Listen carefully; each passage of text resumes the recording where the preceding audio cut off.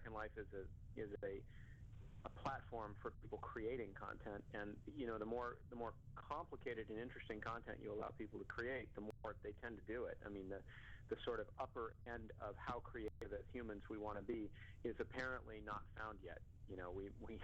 We seem to be almost infinitely creative in our desire to use these virtual systems of different types that offer any kind of user-created content to make content. So I think the fact that we allow people to create really the most complicated content I think that there is kind of in digital form is probably why they spend a lot of time there, and why we as a company are able to make some money from them, and on a sort of per person basis we do fine. The fact that we're big and profitable and able to keep growing as a company is testimony to that, given that there are still relatively few people using Second Life as compared to something like Facebook.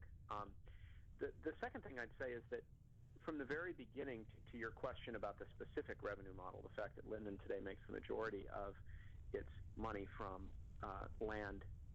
recurring land fees, basically, on the real estate in Second Life, the model there, I think, will change over time, but it fundamentally was based on the assumption that if people were able to create anything they wanted in a virtual world, and they were allowed to buy it, sell it, own it, do whatever they wanted with it, I mean, in the same way that you do in the real world, there would be some reasonable manner in which, as a company, we could collect some of that kind of total economic value that was transacted.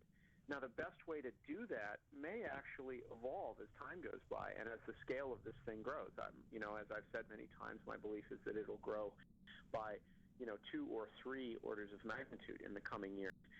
I suspect that the business model will change as well. Today, as you say, we basically sort of sell hosting. We're providing, we're charging people by the acre for virtual real estate as a fee, a recurring monthly fee, and that basically makes us look like a web hosting service of some kind.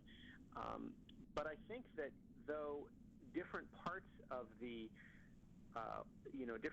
way the business works will evolve and change over time, I think it's always reasonable to say that we can, as a company, find a way to collect some small part of what goes on in the total economy. But that will probably change over time.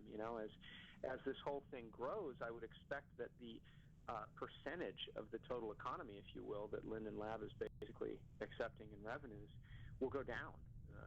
I hope. I mean, I think that we can survive as a company on an extremely small percentage of the total, GDP, if you will, of the virtual world.